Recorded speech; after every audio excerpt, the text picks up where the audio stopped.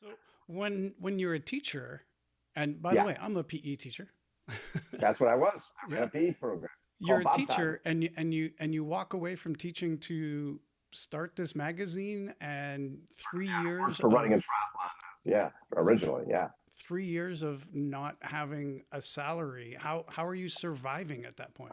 Was living on friends' floors, living on friends' floors, and just we were, we were selling advertising, and we grew it slowly over time. We started just in Southern California, then eventually we had competitor Texas, we had competitor competitor Northeast.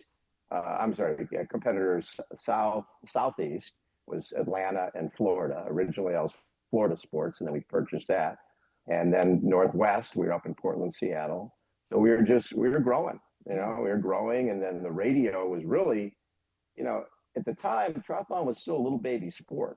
And the idea was I went to radio station, sports radio station called the Mighty 690.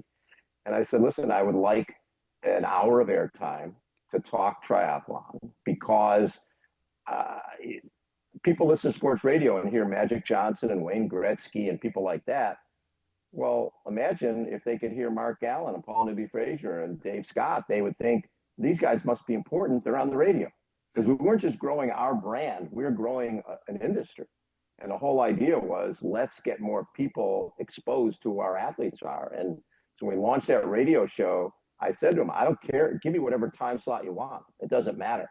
If somebody's a triathlete or runner, they'll find us. And this is before there wasn't podcasting. Right. We had a transmitter for the station in Mexico that in a broadcast on Sunday night from 8 to 10. I wanted their worst possible time. I didn't care. So we were right before the Mexican national hour, and we were on Sunday night from 1990 through COVID through 2021 every Sunday night for 2 hours, and it was wonderful. We interviewed everybody from Will Ferrell to Dave Scott to Mark Allen to Rod Dixon, and I've got all my cassette players. In the early days was reel to reel tapes. Yeah. All my early interviews with Lance Armstrong are on reel to reel tapes. That shows you how far this stuff goes back. But there was a joy to be able to talk to all these amazing athletes, right, and learn what made them tick. Because I think what connects people is they understand that when an age grouper is watching Breakfast with Bob, they're understanding that someone like a Sky Monch, who's one of the top pros, that she was an age grouper. Right. She didn't know she could make a living at this thing. We were actually interviewing her in St. George at St. George Worlds, and we were in Zion's bank, right? This bank in Utah, and she goes, I worked at Zion's bank. I'm like, what? She says, yeah, my parents told me out of high school they couldn't afford college, and I need to be able to fund college myself. So when I went to college, I cleaned houses and I worked as a teller at Zion's bank, and I graduated with my CPA owing nothing. And that's I was an age grouper and became a pro and became one of the best. But the deal is that she you can tell her dedication or hard work because she was working two jobs to put herself through college and graduate school to get her CPA, and that hard work went into triathlon, and she became one of the best and just had a baby. Hmm. Yeah. So uh, when you're doing this, you know, terrestrial radio in the early days, Yep. um, what's going through your mind? Are you like, oh, I've made it. I've graduated from magazines to radio, or was the magazine a bigger thing for you at that time? And It's all part where of the did you same think it was going to go? had no idea.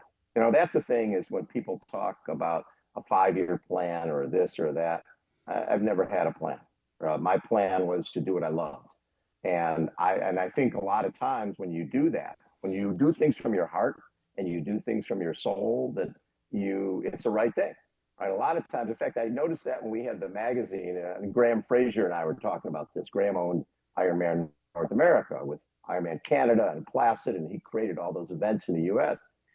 And we both talked about our meetings with our team. And not once do we sit at our meeting and go, how do we make more money? Yeah. It was always, how do we make the magazine better? I don't know, how do we make sure more people are able to pick it up and find it? Graham's was, how do we make the events better? What other things can we add? It would be great to have a coffee cart. People would like coffee in the morning. Let's do that. And so when you do things because it's the right thing to do or it's in your heart and soul, it things turn out well. When you do things based on how do I make more money, I just one time during the 90s, mall walking had become very popular. I remember that. So a lot of the shoe companies were selling shoes to mall walkers. So they were doing a different, sort of a shoe that didn't have as much in it because it was walking, right? It wasn't running. And, we're sitting there going, hey, should we get into this? Because this is where a lot of shoe companies are investing. It's like, we have no interest in that. Yeah. And we're not doing that because it's not us. We need to do things that are us. So yeah, so the radio show, what was great about the radio show is, so I'm doing an interview with Mark Burnett, who started Survivor, or any of those guys. Well, now I've got these tapes that I can trim out. Back then, you couldn't do AI and transcribe these things; you had to do them yourself. Right. But the great sound bites that came out of it, because most of my interviews back then were half an hour, 45 minutes, an hour. So you're doing long form interviews and you get nuggets. You just get some great, great sound bites from people. And, when we were just in New Zealand for 70.3 Worlds, and one of the New Zealand athletes who I loved, Rod Dixon, he took a bronze medal in the 72 Olympics in 1500 meters. And 11 years later, he ran 2:08:59 to win the New York City Marathon. Talk about some range, 1500 meters through the marathon. But in one of my early interviews with him, I asked him, said, well, when did you know you wanted to be an Olympian? And he goes, 1968 Olympics. I'm in my hometown of Nelson, New Zealand, listening on my transistor radio to the finals of the 1500 meters from Mexico City. And it's Jim Ryan and Kip Keino. And I'm like, oh my God, that is my dream. The reception is coming in and out. And I'm going, this is what I want to do. He goes, 4 years later, first round of 1500 meters in Munich. On my left is Jim Ryan. On my right is Kip Keino. How's that for a dream to come true? That's what sport is all about. That's what endurance sport is all about. It's just like those moments, those great sound bites that stay with you forever. So I just love that. And then we did